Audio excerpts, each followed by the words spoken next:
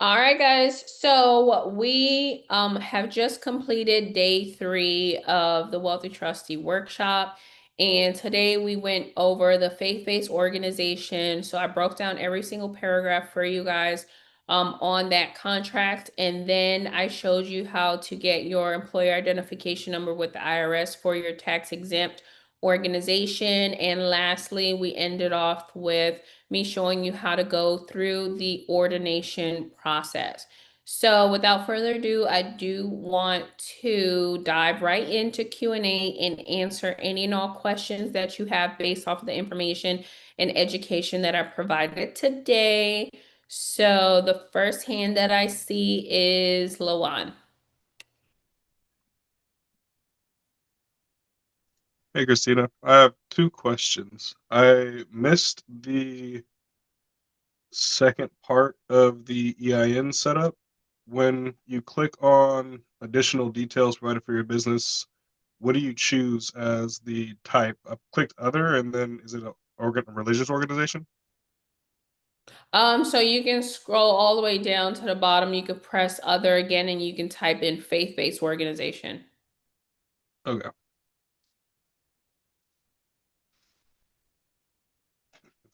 And then my other question, I read that book that you recommended yesterday, that What the Rockefellers Do, and they spoke extensively about having a family constitution, but we didn't talk about that yesterday. Is that a necessary thing? So it's something outside of the trust. Okay. Hmm. No. Then what is the point of having a family constitution? So it's just so it is basically instructions on what Mhm. you want all of the family members to do. So Oh, all the rules and regulations that the family members have to abide by. okay, cool. Well, that was it.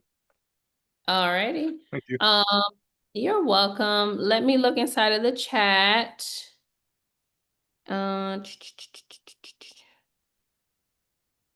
So, so would the grantor be the one doing this or not? That's a really good question. Yeah, so the grantor is the responsible party for the EIN. Can the organization apply as a grantor on the IRS website, being that it's asked for SSN? So, the IRS doesn't allow an EIN to apply for another EIN. Um, requesting so Cynthia was asking about the Facebook community. We will go ahead and review all of the join requests. The only issue is that if you're still pending, it's probably because of the screen name. So if your screen name doesn't reflect how you registered in the program, then we don't approve you. So let's see here.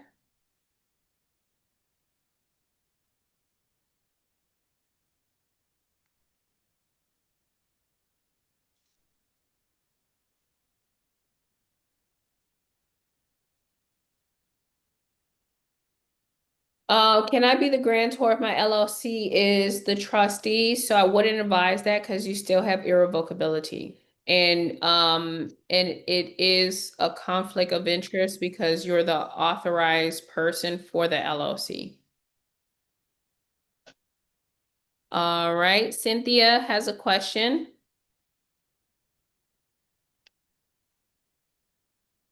Hey, Cynthia. Yep.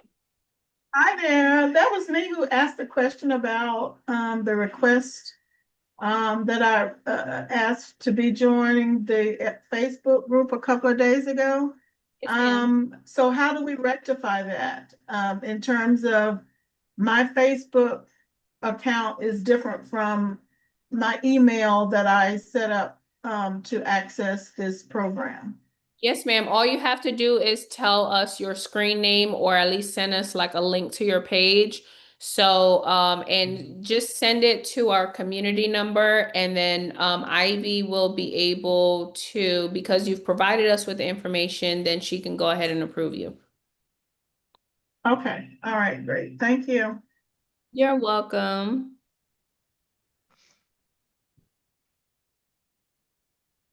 All right. Any other questions based off of the information that we went over today?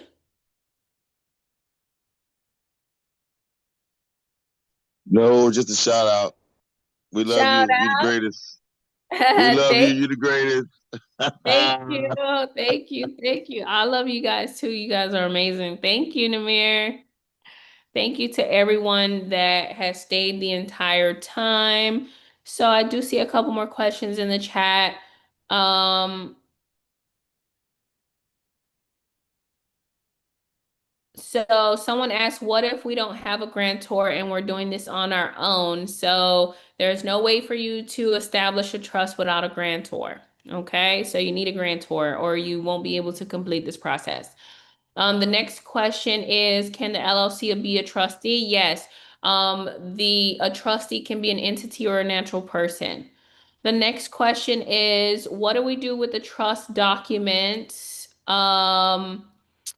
Other than filing the EIN to be established, in order for the trust to be legalized, it does need to be notarized. So it's going to require the signature of the grantor, the trustee, and a notary public and their seal, and then your trust is going to be legalized and you can start operating it.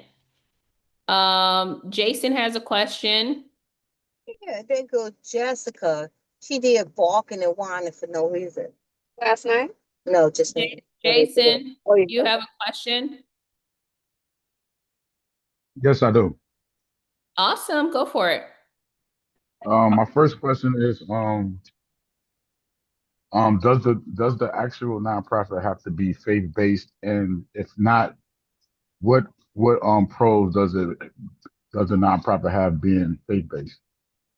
Oh, that's a good question. So it doesn't have to be faith-based. It doesn't have to be religious. Okay. So it can be based on charities, it could be philanthropic, or it could be educational. So like a lot of like people that are providing education or a lot of schools will structure it to way that it is like, that it is a 508.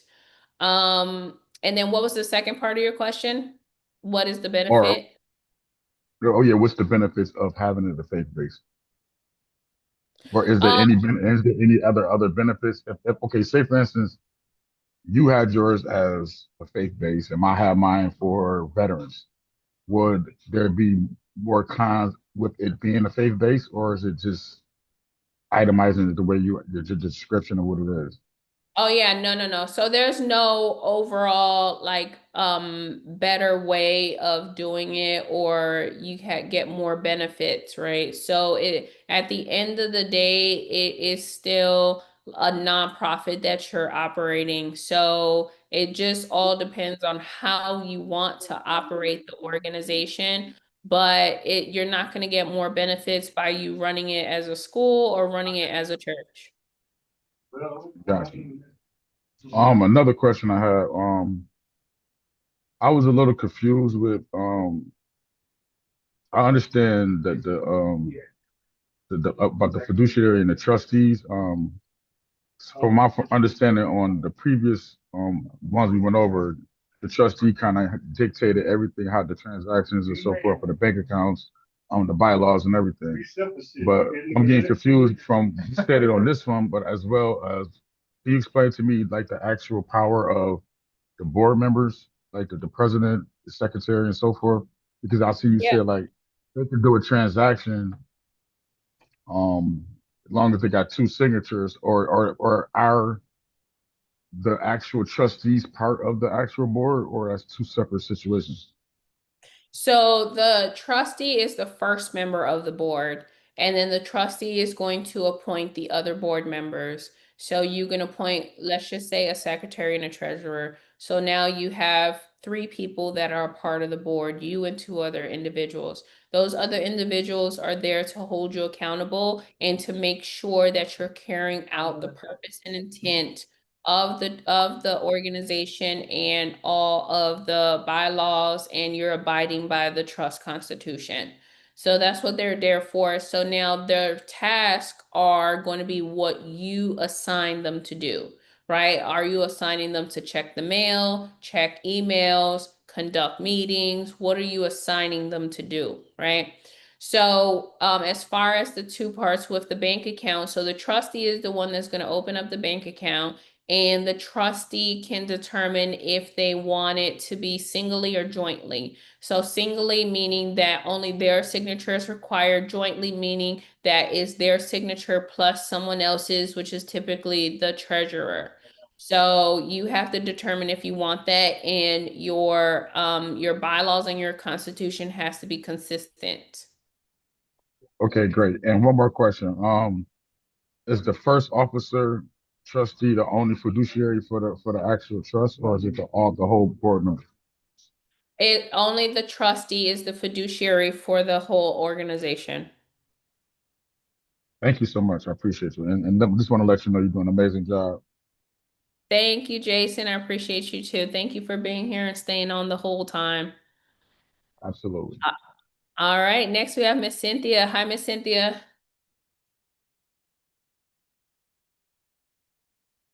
Hi, yes, it's me again. So could you step us through how to use your volunteer grantors? How would one use those or reach out to them? How does that process work? Yeah, Because I yeah. need So someone. oh, yes. I mean, so we've provided you with their information. So what you would do is just introduce yourself as a fellow trustee, and then you would just ask them, to be your grantor. So it's just that simple. It's not complex. So a lot of people, they will do it through Facebook, through Telegram, or through private message. Okay, thank you very much. You're welcome. All right. Lawan has a question. Yes. So I was able to get a grantor. I'm gonna change him out for me because I put me in the documents. Do I or can I be the co-trustee along with my private trust company, or do I have to Yes. pick one or the other? No, you don't Okay. have to pick one. It can be both. Okay. Awesome. Thank you. You're welcome. Can a non-resident be a trustee? Yes. Um, and Amber says, my husband is a minister of a church and has been operating as a sole proprietor. He hasn't been set up like this with a trust. Should he dissolve everything and start over? So a sole proprietor it doesn't really have an entity associated with it. So like what is he really going to dissolve? I don't know if he has like a DBA or something, but it would be in his best interest to establish the trust and start operating under the trust. So yes, I don't know what he has to dissolve, but for him to establish and start moving this way forward is definitely the best option for him. So it looks like we're done with Q&A. So what I want to do is I want to give you guys some homework. Um, yeah, she said DBA bank account under that name. Yeah, so you should establish an entity and then you can open up the bank account under that entity. Can I update the assets at a later date? Yes, you can add and remove assets at any point in time during the duration of the trust. All right, so let me tell you what's planned for tomorrow. So, well, what your homework is I want you guys, now that you have established all three trusts, right? We've gone through all three of the trusts, so we're done with trust setup, okay? So today was that final last day, which is great because now we get into more operational things, which is what I love to do. So we want to hold you accountable. So put it inside of the Telegram and the Facebook. Let us know when you plan on finalizing your trust and getting them legalized and notarized, okay? The second piece of homework is for you to continue to work on your asset inventory list, because in order for you to place assets into the trust, you need to have an inventory of what you have and what you don't have. A lot of people, they forgot what they had, and so the asset inventory list allowed them to remember that they had an old 401k or old Roth and things like that. So that's your homework. And now what we're planning tomorrow is Thursday, and we're going to be talking about banking and funding. So we're going to start off with applying for our EIN for the business trust. So if you need to let your grantor know, if you need their personal information, or if they need to see the process online, then that's what we're going to go through tomorrow. After that, I'm going to show you guys how to conduct a board meeting, and then we are going to go over banking procedures, and you're going to get a list of bank accounts that I recommend for you to set up your trust fund. And then we're going to go through promissory notes, where you guys are going to learn how to document how much you're going to fund in the trust.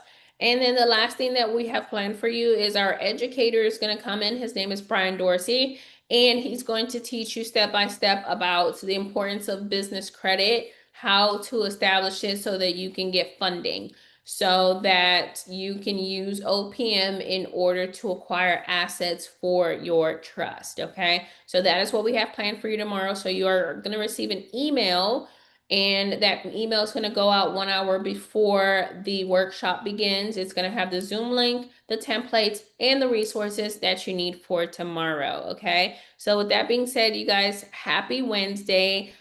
Thank you so much for staying on and being consistent, and just for, going through this whole process. This is a journey. It's not a sprint. So this is not a race. I want you guys to allow yourself to have the space to settle in, and just allow yourself to really listen to the information so that you can retain it, and then you can go back and watch recordings, and you can go back and implement. So with that being said, I will see you guys here tomorrow in the same space and place. Hi, Lisa. So I'll see you guys here tomorrow. I love you so much. And that concludes day 3 of the Wealthy Trustee Workshop. Bye, everyone. Thank you. Bye. You're welcome. Thank you, Bye. Monica. Peace and make the Bye. best of your day. Bye. Thank you. Thank you once again.